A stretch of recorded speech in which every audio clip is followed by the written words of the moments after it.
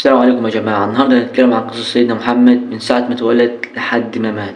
ويلا نبدأ يا جماعة. سيدنا محمد صلى الله عليه وسلم اتولد 570 ميلاديا بسنة في عام سموه عام الفيل. قبل ما يتولد أبوه عبد الله كان مات، يعني جه الدنيا هو يتيم الأب أصلا. عاش مع أمه آمنة بنت وهب لحد ما كان عمره 6 سنين، وبعدها أمه كمان ماتت بقى يتيم الأب والأم. جاء عبد المطلب أخده ورباه شوية، وبعد ما جده عبد المطلب مات وهو عنده حوالي 8 سنين، عمه أبو طالب هو اللي رباه وكبره من صغره. كان معروف سيدنا النبي صلى الله عليه وسلم إنه مؤدب وصادق جدا، والناس كلها كانت بتثق فيه لدرجة إن هم سموه الصادق الأمين، ونعم التسمية يا سيدنا النبي صلى الله عليه وسلم.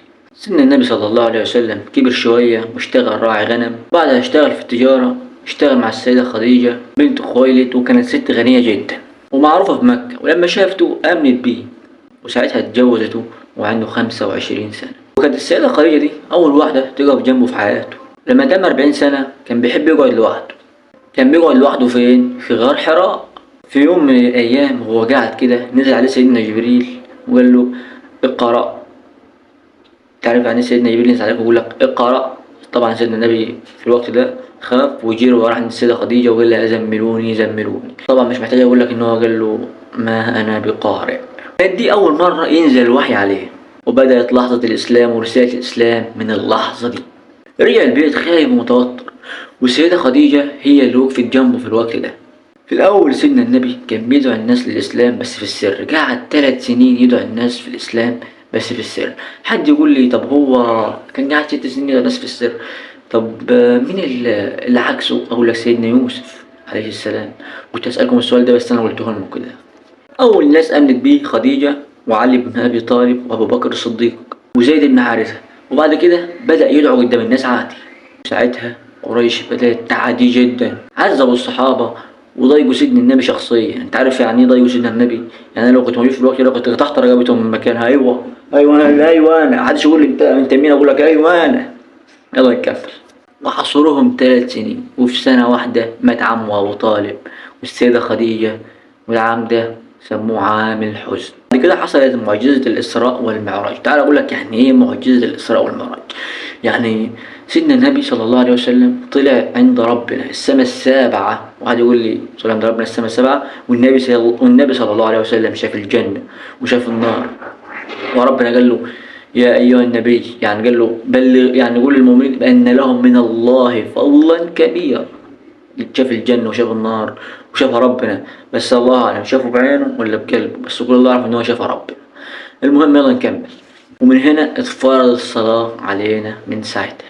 الأذى زاد جدا في مكة، فربنا أذله السفر للمدينة. خرج مع أبو بكر واستخبوا في غار ثور. طبعا مش محتاج أقول لكم إن العنكبوت عمل العش بتاعه على الغار، والحمامة باضت عشان الكفار ما يعرفوش مكانه. طبعا الحدث دي كله عارفينها، بس أنا كلها بقول لكم الملخص يعني. سيدنا النبي وصل للمدينة، وساعتها الناس استقبلته بفرح وكل الناس كانت مبسوطة، وهنا بدأت الدعوة الإسلامية.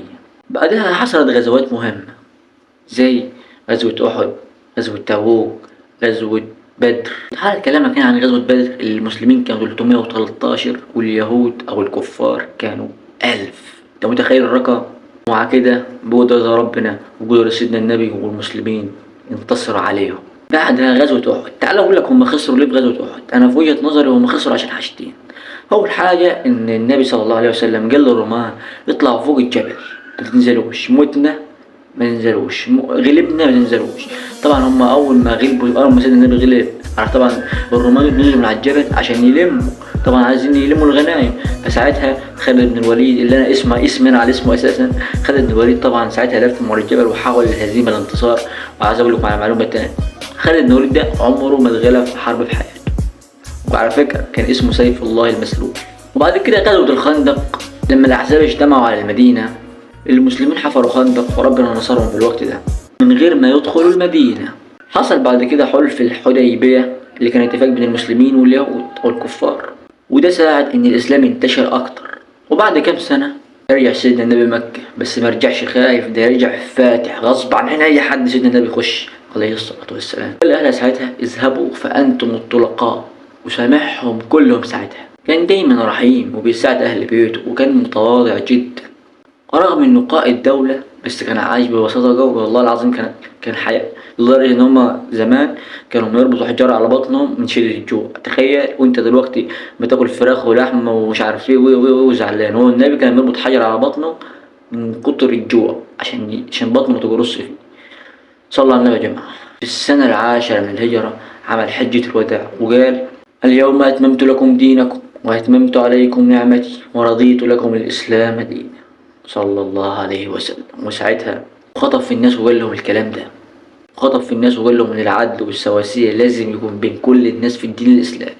انت عارف ليه زمان الكفار ما امنوش بسيدنا النبي؟ عشان الدين الاسلامي ده دين رحيم. اقول لك الدين الاسلامي ده عبارة عن ايه؟ عبارة عن اغنى واحد في العالم زيه زي افضل واحد في العالم عند ربنا، الفرق بينهم بس بالتقوى والعمل الصالح. عشان كده الكفار كانوا زيهم زي المسلمين، عشان كده الكفار ما كانوش مؤمنين بسيدنا النبي. بعدها بسنة سيدنا النبي مرض شوية أيام كده، وكان في بيت السيدة عائشة بنت أبي بكر. وفي آخر لحظات قال: بل الرفيق الأعلى. سيدنا النبي ساعتها مات وعنده 63 سنة. طبعا مش محتاج أقول لك على الحزن اللي حصل، بس سيدنا أبو بكر في الوقت ده طلع وقال لهم إيه: من كان يعبد محمدا فمحمدا قد مات، ومن كان يعبد الله فالله حي لا يموت. والله العظيم يا سيدنا ابو بكر دي احسن كلمه قلتها في الوقت ده. بس برضه يا اخي ازعل على النبي، انا عارف انت زعلان بس ازعل تاني يا اخي. ودي كانت حياه سيدنا محمد صلى الله عليه وسلم. بدأها يتيم ونهاه هو قائد أمة الإسلام كلها، وسيرته لحد دلوقتي بتأثر في ملايين الناس. طبعا مش محتاج أقول لك أنت تقدر تبقى أحسن من أي حد في الدنيا. خد سيدك النبي خدوه. والسلام عليكم ورحمة الله وبركاته.